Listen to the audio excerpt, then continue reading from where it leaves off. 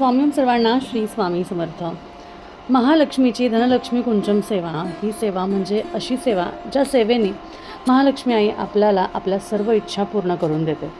आता बऱ्याच ताई माझ्याकडनं ही सेवा घेतात, माझ्याकडून ही सेवा समजून घेतात आणि त्यांना अनेक असे अनुभवसुद्धा या सेवेतून आलेले आहेत. पण एक प्रश्न बऱ्याच ताईंना पडतो की ताई, ही सेवा आम्ही करतो तर सेवेला जेव्हा आपण नैवेद्य दाखवतो, सेवा आम्ही करतो, आम्ही मंत्र जप करतो, आम्ही स्तोत्र मंत्र पठण करतो, पण असं सांगितलं जातं की महालक्ष्मीची आरती करू नये, कारण आरती केल्याने काय होतं तर महालक्ष्मीही निघून जाते, महालक्ष्मी तिथून काढता पाय घेते. आणि हे कितपत खरं आहे, यावर नक्की काय महत्त्व आहे किंवा या नक्की गोष्टीच्या मागे तथ्य काय आहे हे आम्हाला सांगा. मग अशा बऱ्याच ताई ज्या माझ्याकडून कुंचम घेतात किंवा धनलक्ष्मी कुंचम सेवा करतात, त्यांचे बरेचशा जणांचे मला फोन येतात की ताई, या नक्की गोष्टीचं मागचं गुपित मला सांगा. पण आता काय आहे ना बघा, ज्या व्यक्तीला शास्त्रोक्त पद्धत, पंचोपचारे पूजा, षोडोपचारे पूजा या गोष्टीचं महत्त्वच माहिती नाही, ती व्यक्ती काय हो तुम्हाला व्यवस्थित सांगणार? म्हणजे मी का? तर असं नाही, मला पण खूप काही असं माहिती आहे असं मी नाही म्हणत आहे. पण जसं की लहानपणापासून पूजा उपचार उपासना करत आलेली आहे आणि त्या गोष्टींमध्ये जे संस्कार आमच्यावर आहे, ज्यामध्ये आपल्याला असं सांगितलं जातं की कुठल्याही देवतांची पूजा केल्यानंतर, मग ती पंचोपचारे पूजा असावी किंवा षोडोपचारे पूजा असावी, त्या पूजेच्या नंतर त्या सगळे उपचार झाल्यानंतर शेवटचा उपचार म्हणजे आरती करणे. आरती करणे हे कितपत योग्य आहे, कितपत योग्य नाही, हा प्रश्नच मात्र चुकीचा आहे. कारण मला सांगा, आज आपण गणपतीच्या 10 दिवसांमध्ये सकाळ आणि संध्याकाळ आरती करतो, बरोबर? सकाळ आणि संध्याकाळ आरती करतो कारण आरतीला महत्त्व आहे. बरं, मोठ्या मंडळांच्या आरत्या होतात तेव्हा मोठे लोक, म्हणजे अगदी आपण म्हणूया की पॉलिटिशियन म्हणा किंवा त्या एरियातले काही प्रसिद्ध नामांकित लोकांना बोलवलं जातं किंवा एखाद्या व्यक्तीला किंवा एखाद्या जोडप्याला तो मान दिला जातो आरती करण्याचा, गणपती बाप्पाची आरती करण्याचा, बरोबर? पण अजून एक उदाहरण मी यामध्ये देईन की केंद्रामध्ये, मठामध्ये रोज सकाळी आणि संध्याकाळी, सकाळचे 8 आणि संध्याकाळचे 8 वाजता गर्दी होते. केंद्रांमध्ये संध्याकाळी 6 वाजता गर्दी होते. का होते? तर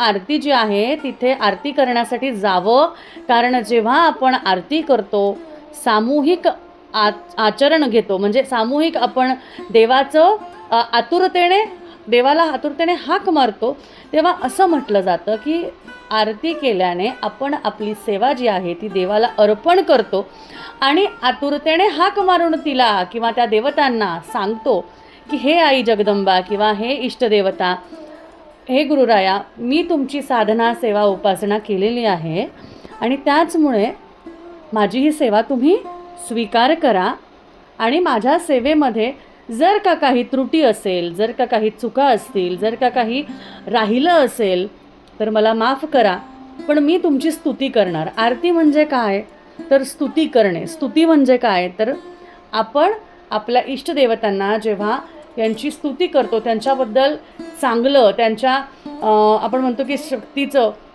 आपण सांगणं किंवा त्यांना आतुरतेने हाक मारणं, त्यांना आपल्याकडे बोलवणं, त्यांना आपल्या घरात स्थान देणं, या सगळ्या गोष्टी आरतीमध्ये होतात. आरतीमध्ये काय केलं जातं की तू कोण आहेस, तू काय कार्य केलेलं आहेस आई, तुझ्या कार्यामुळे आमचं कसं भलं झालेलं आहे, हे आतुरतेने लोकांना सांगणे. आणि जेव्हा आपण हे सांगतो तेव्हा जी व्हायब्रेशन किंवा जे लय किंवा ज्या गोष्टी त्या वास्तू तयार होतात ना, ती वास्तू कुठल्याही वास्तुदोषाने आपल्याला, म्हणजे असं मी म्हणू शकत नाही की कुठल्याही प्रकारच्या अशा पद्धतीने ती आपल्याला घातक ठरू शकते. उलट त्या व्हायब्रेशन्समुळे किंवा त्या आरतीच्या कंपनामुळे तुमच्या घरात जर काही वास्तुदोष असतील, जर काही नेगेटिव्हिटी असेल तर ती दूर होणार. ना की आरती केल्यामुळे लक्ष्मी पळून जाणार, निघून जाणार किंवा प्रसन्न होणार नाही. ह्या ज्या गोष्टी सांगतात ना जी लोक, त्यांना एकतर अर्धवट ज्ञान असतं. अर्धवट ज्ञान असल्यामुळे त्यांना शास्त्रोक्त पद्धती किंवा पुराणामध्ये ज्या काही गोष्टी सांगितलेल्या आहे आपल्या पारंपरिक गोष्टीनुसार पंचोपचारे पूजा, षोडोपचारे पूजा, पौराणिक कथेनुसार, पौराणिक काही माहितीनुसार, धार्मिक ग्रंथांनुसार काय दिलेलं आहे हे त्यांना माहितीच नसतं. त्यांना फक्त एवढंच माहिती असतं की ही सेवा घ्या आणि करा, ही सेवा घ्या आणि करा, तुमचं घर होईल, तुम्हाला पैसे मिळतील. अहो, पैसे आणि घर हेच महत्त्वाचं राहिलं आहे का हो आयुष्यात? आज तुम्ही सुखाने, आनंदाने, समृद्धीने, ऐश्वर्याने तुमच्या घरात राहताय. आज तुमच्या नवऱ्याला छान नोकरी आहे, तुमच्या मुलाबाळांना चांगलं शिक्षण आहे, तुम्ही रोज गडगंज चांगल्या पद्धतीचं अगदी सात्विक अन्न खाताय, तुमच्या घरात कुठल्याही प्रकारचं वादविवाद नाही आहे, तुमच्या घरात कुठल्याही प्रकारचं आरोग्याचं लक्षण नाही आहे. हे काय? तर हे ती समृद्धीच आहे, हे सुख आहे आणि याला पैशाशिवाय तुम्ही मोजूच शकत नाही. मान्य केलं, मी भाड्याच्या घरात राहते म्हणून मला माझं स्वतःचं घर व्हावं म्हणून ही सेवा करावी, तर हो, माता लक्ष्मीची सेवा करणे गरजेचे आहे. कारण माता लक्ष्मीला जर तुम्ही आतुरतेने हाक मारणार तरच ती तुमच्या इच्छा समजून घेणार. पण मला सांगा हो, देवाला काय माहिती नसतात का आपल्याला काय हवं आहे काय नाही? पण आपल्या धार्मिक ग्रंथानुसार, आपल्या काही गोष्टींनुसार आपल्याला असं सांगितलं आहे की आपल्या इष्टदेवतांचं जेव्हा जेव्हा आपण पूजन करू तेव्हा इष्टदेवतांना हाक मारल्यानंतर ते आपल्या हाकेला धावून येतात आणि आपल्याला मदत करतात. आणि मग त्याचमुळे महालक्ष्मीची आरती करू नका, हे करू नका, ते करू नका असं नाही. तुम्हाला खरं सांगते, आरती ही षोडोपचारे आणि पंचोपचारे पूजेमधली शेवटची सगळ्यात मोठी महत्त्वाची ते तो घटक आहे. आणि जर तुम्ही पूर्ण पूजा करताय, आता सत्यनारायणाच्या पूजेला अखंड पूजा झाली, सगळं झालं आणि शेवटी तुम्ही आरतीच केली नाही तर काय अर्थ आहे त्या पूजेला? आता दत्त महाराजांच्या पारायणाला, कुठल्याही पारायणाला आपण मठात, केंद्रात सामूहिक जेव्हा पारायणाला बसतो किंवा घरात बसतो, देवाला नैवेद्य दाखवतो, आरती करतो ना, मग फक्त कुंचम सेवा केली म्हणून कुंचम सेवेसाठी आरती करायची नाही. भ्रमिष्ठ लोकांचं लक्षण आहे हे. ऐकायचं उत्तर भारतातलं आणि ते इकडे इम्प्लिमेंट करायचं असं नसतं. मला क्यू येते ह्या लोकांची. कारण कसं होतं, अर्धवट ज्ञान म्हणजे अर्धवट बुद्धी आणि अर्धवट नॉलेज असेल तर तुम्हाला त्या पंचोपचारे पूजा, षोडोपचारे पूजामध्ये कुठले 5 प्रकार आहेत, कुठले 16 प्रकार आहेत, तुम्हाला हेच माहिती नाही आहे, तर तुम्ही कसं कुठल्या तथ्यावर सांगू शकता की आरती करायची नाही, देवी निघून जाते? अहो, तुम्हाला कधी सांगितलं आहे का देवीनी की नाही माझी पूजा झाली की आरती करायची नाही बरं का, नाही तर मी निघून जाणार आहे, माझी अजिबात आरती करू नका? अहो, म्हणजे किती मूर्खपणाचं लक्षण असं मी म्हणू शकते. आरतीला जे महत्त्व आहे ना, ते कुठल्याही प्रकारचं तुम्ही दान, धर्म, पुण्य काहीही करा, त्याला अर्थ नाही आहे. पण आज शेवटचा घटक, जी शेवटची पूजा, शेवटचा प्रकार जे आहे पूजेमधलं, तेच म्हणजे आरती. आता आरती केली की आपण मंत्रपुष्पांजली घेतो, प्रार्थना घेतो, बरोबर? आता लोकांना मंत्रपुष्पांजली म्हणजे पण काय असतं की मंत्र म्हणायचं आणि पुष्प अर्पण करायचं. अहो, मंत्रपुष्पांजली म्हणजे जे सर्व देवतांची आरती झाल्यावर जी मंत्रपुष्पांजली केली जाते त्याला मंत्रपुष्पांजली म्हणतात. फक्त श्री स्वामी समर्थ, श्री स्वामी समर्थ किंवा ओम श्री महालक्ष्मी नमः म्हणत तुम्ही पुष्प वाहिले म्हणून त्याला मंत्रपुष्पांजली म्हणत नाही. म्हणजे तुम्हाला हेही माहिती नाही आहे की मंत्रपुष्पांजलीचे शब्द कुठले आहेत.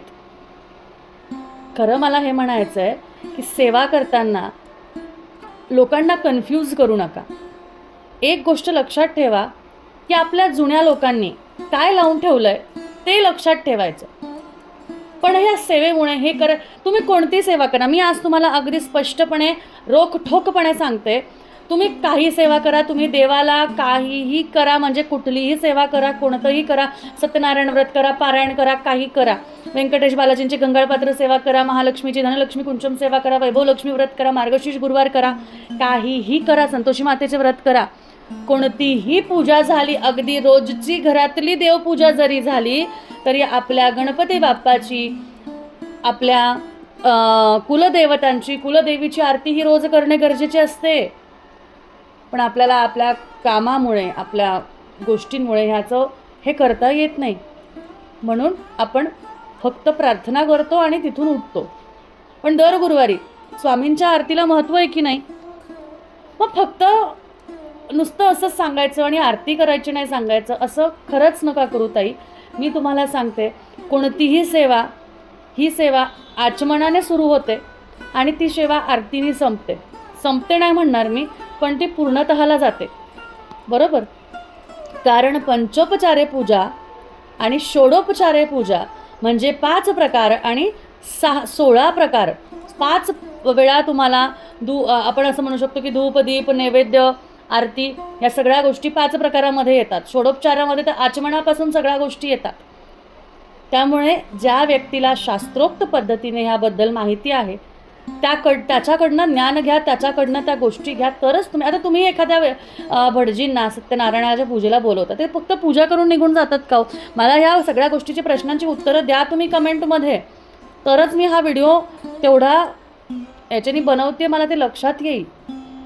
त्यामुळे मला तुम्ही सांगा, तुमच्या घरी पूजा असते, तुमच्या घरी लग्न कार्य असेल, देवतांचं देवकार्य केलं की आरती केली जाते नवरदेव नवरीकडनं, किंवा नवरदेवाच्या घरी नवरदेवाकडनं, नवरीकडे नवरीकडनं, आईवडिलांकडनं आरती करून घेतली जाते.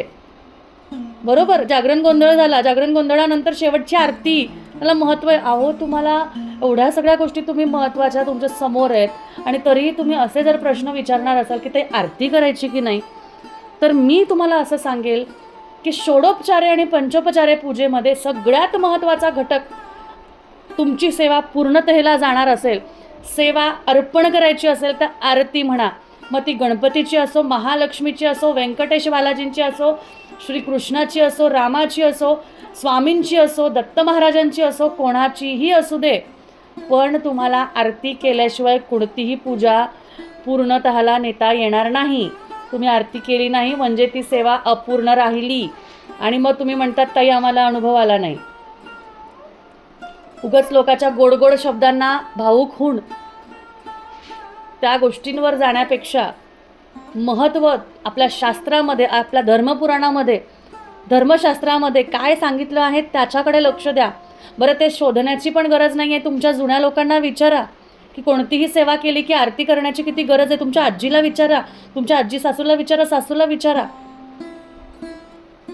ज्या मोठे वडीलधारी व्यक्ती आहेत त्यांना विचारा, एखाद्या ब्राह्मणाला विचारा, एखाद्या गुरुजींना विचारा, एखाद्या पंडित पुजारींना विचारा जे देवळात असतात. अहो, ते तुम्हाला म्हणजे ते सांगतील की अहो आरतीशिवाय कोणतीही सेवा कशी पूर्ण होईल. त्यामुळे ही चूक अजिबात करू नका. म्हणजे फक्त तुम्ही सेवा करताय, सगळं वाहताय, अगदी 5 पंच पक्वान्न 50 पक्वान्न ठेवताय, पण आरती करत नाही आहे म्हणजे सेवा पूर्ण होणार नाही. आरती केल्याशिवाय सेवा पूर्ण होत नाही. त्यामुळे हे लक्षात ठेवायचं. संपूर्ण सेवा सुरू करायची गणपतीच्या स्मरणाने आणि मग सगळी सेवा करायची. धनलक्ष्मी कुंचम असू दे किंवा व्यंकटेश स्तोत्र ची सेवा असू दे किंवा व्यंकटेश्वर बालाजींची गंगाळपात्र सेवा असू दे, तुम्हाला गणपतीच्या स्मरणाने, त्यांच्या पूजनाने सेवेला सुरुवात करायची आणि देवतांची आरती झाल्यावर, प्रार्थना झाल्यावर, मंत्रपुष्पांजली झाल्यावर तुम्हाला त्याचं पूर्ण म्हणजे त्याला संपन्न करायचं आहे.